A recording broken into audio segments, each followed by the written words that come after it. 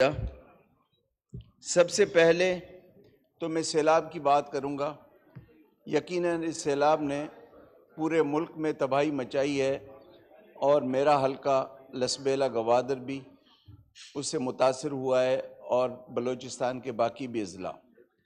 وزیر اعظم صاحب کا شکریہ کہ انہوں نے تمام علاقوں کا دورہ کیا اور ہماری ہمت افزائی کی، اور خالد مکسی صاحب کے ہاں 2 بار گئے، یونائٹڈ نیشنز کے جنرل سیکرٹری کو لے گئے، لسبیلا 2 بار انہوں نے وزٹ رکھا لیکن انفارچونیٹلی موسم کی وجہ سے نہیں آ سکے۔ بہرحال جس طرح وزیر اعظم صاحب نے جو ان کا کردار رہا ہے اس سیلاب میں ہمارے ساتھ ہمدردی کا، ہم اس کے لیے ان سے شکر گزار ہیں۔ سر، مختلف NGOز نے، کمپنیز نے ہماری مدد کی، اور خاص کر کے فوج نے، افواج پاکستان جس میں نیوی، آرمی سارے شامل ہیں، air force, FC، coast guards, سب نے ہماری مدد کی، جس کے لیے ہم ان کے شکر گزار ہیں۔ اور ہمارے کور کمانڈر نے ہماری بحالی کے لیے، سیلاب زدگان کی مدد کے لیے، ان کے مسائل دیکھنے کے لیے لسبیلا آئے، اور وہاں شہادت ہیلی کاپٹر کے نتیجے میں ہوئی کریش میں۔ ہم اس پہ افسوس کرتے ہیں اور ہم اس پہ غمزدہ ہیں۔ جناب اسپیکر، چائنا ہمارا دوست ہے، اس میں کوئی شک نہیں، ہمارے اچھے برے وقت میں کام آتا ہے، لیکن سر چائنیز کمپنیز جو ہیں وہ استحصالی قوت کے طور پہ ہمارے پاس آ رہی ہیں۔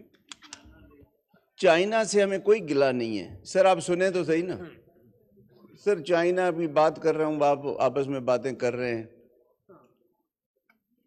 آپ سر سنیں گے تو آپ کی توجہ کے بغیر سر مزہ نہیں آتا ہے نا۔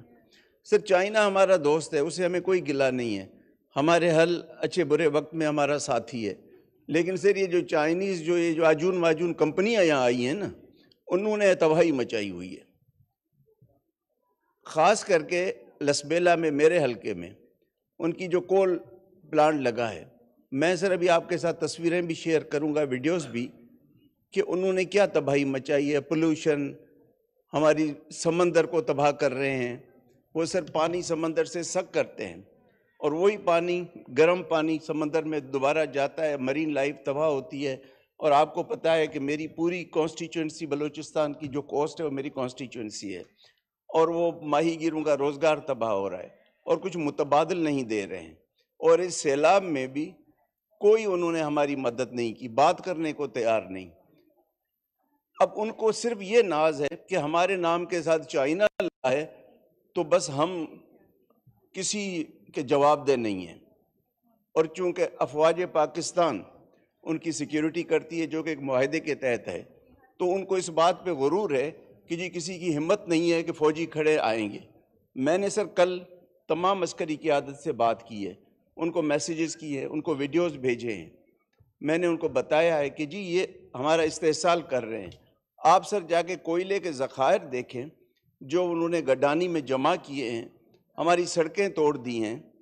ان کا ایک ہب کو، چائنیز کا ایک اسٹیشن مینیجر ہے طارق، وہ اتنا مغرور ہے، بات ہی نہیں کرتا ہے، ادھر کوئی جا نہیں سکتا ہے کہ جی ہمیں تو فوج تحفظ دے رہی ہے۔ بھئی فوج تحفظ دے رہی ہے، اس کا یہ مطلب نہیں کہ فوجیوں نے کہا ہے کہ لوگوں کو ملازمتیں نہیں دو، ان کے سڑکیں خراب کرو، ان کی مرین لائف تباہ کرو، کچھ نہیں کر رہے ہیں سر۔ تو یہ چائنیز کمپنیز جو ہیں، بات کروں گا پاور منسٹر سے کہ ان کو لگام دے، اور جتنی کمپنیاں ہیں ان سے، یہ ہم سے تو حساب مانگتے ہیں، اپنے پیسے قرضہ بھی دیتے ہیں، واپس بھی لے جاتے ہیں منافع کے ساتھ، پیسے بھی ڈالروں میں چائنا میں رکھتے ہیں، ٹینڈر بھی خود کرتے ہیں، ٹھیکے بھی خود لیتے ہیں۔ یہ کون سی ہمارے ساتھ یہ چائنیز کمپنیز ہمدردی کر رہی ہیں؟ گوادر میں کیا کر رہے ہیں سر؟ گوادر میں 91% چائنیز کمپنی کو دیا ہے اور 9% دیا ہے گوادر پورٹ اتھارٹی کو، اور کہتے ہیں کہ جی سارے کام، ڈریجنگ، روڈ، سب کچھ ان 9% میں بنائیں۔ تو سر یہ استحصالی ہیں۔ میں آج پرائم منسٹر سے بھی میری 3 بجے ملاقات ہے، میں ان سے بھی گزارش کروں گا کہ یہ چائنیز کمپنی، اب یہ تو نہیں ہے نا کہ جی چائنا کا نام لگ گیا، بھلے کوئی ڈاکو ہو، چور ہو، اور چائنا کا نام لگا ہے تو اس لیے جی وہ ہمارا چائنا کے ساتھ تعلقات خراب ہو جائیں گے۔ سر یہ چیٹر ہیں، یہ ہمارے ساتھ جو کر رہے ہیں، آپ کے دیکھیں کس کو نوکریاں دی ہیں انہوں نے لسبیلا میں یا گوادر میں۔ تو ان کو سر میں پاور منسٹر سے بھی کہوں گا، میں پلاننگ کمیشن سے بھی کہوں گا کہ ان کو لگام دیں۔ یہ اس طرح نہیں ہے کہ بس چائنا کا نام لگا تو جو مرضی کر لیں۔ اور ان کے سر یہ جو چائنا پاور ہے، دوسرا یہ بلوچستان کی سرزمین پہ ہیں، بلوچستان کا ایک ریونیو ٹیکس ہوتا ہے BRA، وہ بھی نہیں دے رہے ہیں، کورٹوں سے اسٹے لے کے بیٹھے ہوئے ہیں۔ شپ بریکرز ہیں گڈانی میں، وہ اسٹے لے کے بیٹھے ہوئے ہیں، اور اس سیلاب میں انہوں نے کچھ مدد نہیں کی ہماری سر۔ تو یہ تو زیادتی ہے، ظلم ہے، ان کو ہم نہیں چھوڑیں گے۔ اور میں نے سر کل عسکری قیادت کو بھی لکھا ہے، ان کو بھی ٹیکسٹ کیے ہیں، ان کے سارے دکھائے، آپ کو بھی بتاؤں گا۔ ہمیں سر دیکھیے فوج بھلے ان کو تحفظ دے، اور ہم کوئی فوج کے خلاف نہیں، وہ ہماری فوج ہے۔ دیکھیے سر پہلے بلوچستان کے لوگوں کے ساتھ یہ ہوتا تھا کہ بلوچستان کے لوگ ملٹری میں یا سیکیورٹی فورسز میں نہیں آتے۔ سر آپ نے جب ان کو مواقع ہی نہیں دیے تو وہ کہاں سے آئیں گے؟ اب دیکھیں اس موجود پچھلے 6 سال میں جب بلوچستان کے لوگوں کو موقع دیا، اس وقت سر 20 سے 25,000 جوان فوج میں خدمت دے رہے ہیں، جن میں آفسرز ہیں، جوان ہیں، FC میں ہیں۔ آپ نے موقع دیا، آرمی کی قیادت نے ان کو فیسیلیٹیٹ کرنے کے لیے کوئٹہ میں سے آباد مردان وغیرہ نہ جانا پڑے۔ تو جب آپ نے اپورچونٹی دی، ہزاروں ملٹری سروس میں آئے، فوج میں آئے۔ ہمارا ملٹری کالج جو سوئی، اس سے جو بچے نکلتے ہیں وہ اس وقت فوج میں اہم کردار کر رہے ہیں اور ٹاپ پوزیشنز لے رہے ہیں۔ تو آپ موقع دیں۔ اب یہ تو نہیں ہے نا کہ اگر مانگ کے آپ اس کو موقع نہ دیں اور لاٹھی ماریں۔ اب اس موجودہ فوجی قیادت نے جب موقع دیا تو 25,000 لوگ بلوچستان کے بھرتی ہوئے ہیں فوج میں۔ تو سر اس طرح ہمیں موقع دیں۔ اب یہ جو چائنیز کمپنیز ہیں، ٹھیک ہے ان کی سیکیورٹی بھلے فوج کرے، لیکن اس کا یہ مطلب نہیں کہ ہمارا استحصال کرے۔ آپ کو میں دعوت دیتا ہوں، آپ چل کے گڈانی پاور پلانٹ، میں نے سر اتنا اس کے خلاف احتجاج کیا، نواز شریف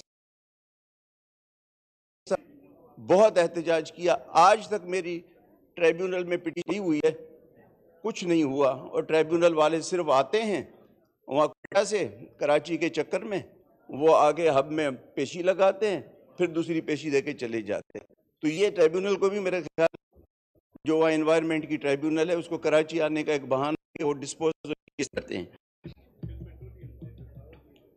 دوسرا سر بلوچستان کی حالت ایسی ہے کہ انہوں نے پرسے نوٹیفیکیشن نکالا ہے، جتنے پروجیکٹس ہیں بلوچستان گورنمنٹ کے، انہوں نے ان کو فنڈنگ روک دی ہے، کیونکہ ان کو فیڈرل سے شاید اتنے فنڈ نہیں جاتے ہیں۔ اب سر ایک سیلاب زدہ ہم نئی اسکیمیں تو روک دی ہیں، جو آن گوئنگ ہے ان کی بھی فنڈنگ روک دی ہے۔ اب آپ اندازہ کریں کہ بے روزگاری کتنی ہوگی، کیونکہ جب آپ کا ڈیولپمنٹ پروگرام رک جاتا ہے تو بے روزگاری ہوتی ہے۔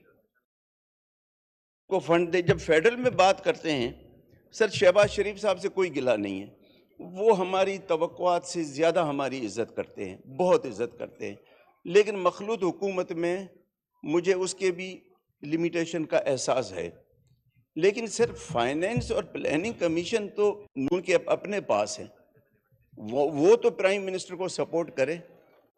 اب سر دیکھیں، جب ہم کہہ رہے ہیں کہ ہمیں کانسٹیچوئنسی کا فنڈ دیں تاکہ ہم ترقی کریں، لوگوں کی چھوٹی چھوٹی اسکیمیں، تو کہتے ہیں جی IMF نے روکا ہوا ہے کہ جی 10%، 15% سے زیادہ نہیں دیں۔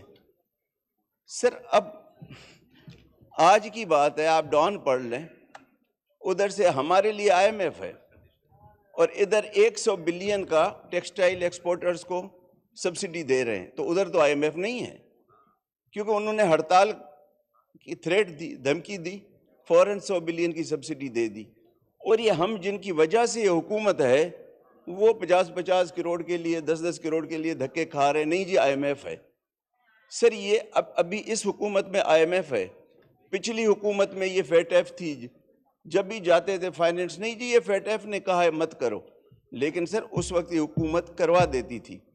یہاں سر پلاننگ کمیشن اور فائنینس ڈویژن میں کچھ ایسے افسران ہیں جو پرائم منسٹر کو ناکام کرنا چاہتے ہیں.